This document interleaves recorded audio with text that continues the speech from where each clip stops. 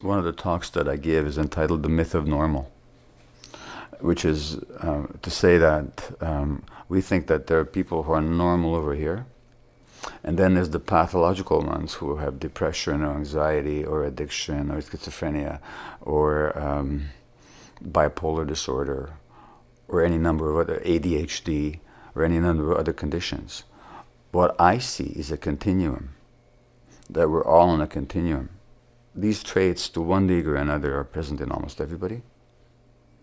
And it's a mythology to think that there's the normal and then there's the abnormal.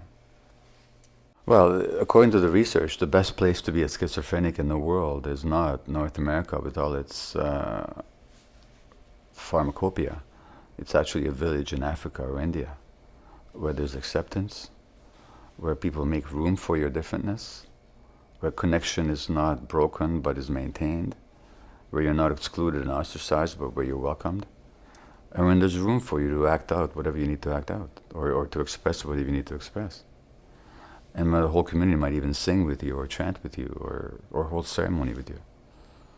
And maybe find some meaning in your quote-unquote craziness. So it's contextual and it's cultural. So disease is not an isolated phenomenon of an individual. It's a culturally manufactured, or culturally constructed paradigm. So a society that cuts us off from our spirituality, that cuts us off from society by idealizing the individualism and by destroying social contexts, which our society does, which ignores our emotional needs, is going to be a society that generates pathology. And I think that has to do with the very nature of the economic system that says that what matters is not who you are, but how you are valued by others. And our society values people for material. It's a materialistic society, which specifically means that what we value is not who people are, but what they produce or what they consume. And the people that neither consume nor produce, they're ostracized, they're shunted aside, and they're totally devalued. Hence the rejection of old people, because they no longer produce, and they're not rich enough to consume a lot either.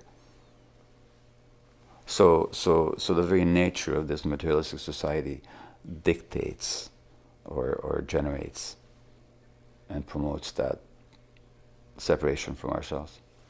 There is an intelligence, and I'm not speaking about a operative creature up there or out there somewhere doing things and deciding things, but there's an intelligence in nature and creation that if we ignore, we create suffering for ourselves and other people. And aligning with that intelligence and aligning with that connection is really what, whether we do so consciously or whether we do so because we're called to do that in ways that manifest compassion and connection and love, that's the way we're meant to be. And so the recognizing that and the striving for it is what I call spirituality. The paths are many. Some find it through religion. Sometimes religion is an obstacle to that. In fact, often it is. But it may be a conduit to it as well, depending on who and how and where. It's what people are seeking. Many other paths that are not religious, but fundamentally there's this spiritual nature that if we ignore, we're actually ignoring an essential part of ourselves.